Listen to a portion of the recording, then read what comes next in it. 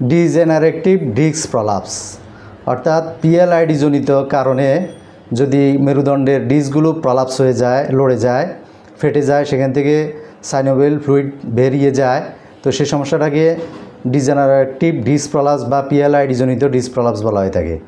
তো disc prolapse হলে মেরুদণ্ডের ভিতরে যে স্পাইনাল কর্ড সেটা ক্ষতিগ্রস্ত হয় এবং মানুষ হাঁটা চলা করতে পারে না, অনেকটা শয্যাশয়ী হয়ে যায়, মুমূর্ষু হয়ে যায়। তো এই ক্ষেত্রে আপনাকে অবশ্যই হোমিও চিকিৎসা গ্রহণ করতে হবে।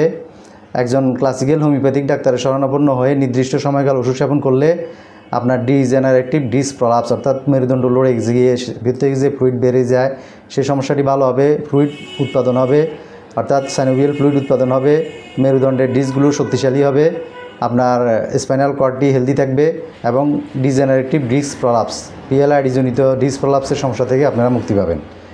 অল্প কিছুদিন ওষুধ সেবন করলে আপনারা এই সমস্যা থেকে স্থায়ীভাবে মুক্তি পাবেন। আজকে এই পর্যন্ত, সবাই ভালো থাকবেন। আসসালামু আলাইকুম ওয়া রাহমাতুল্লাহি ওয়া বারাকাতুহু।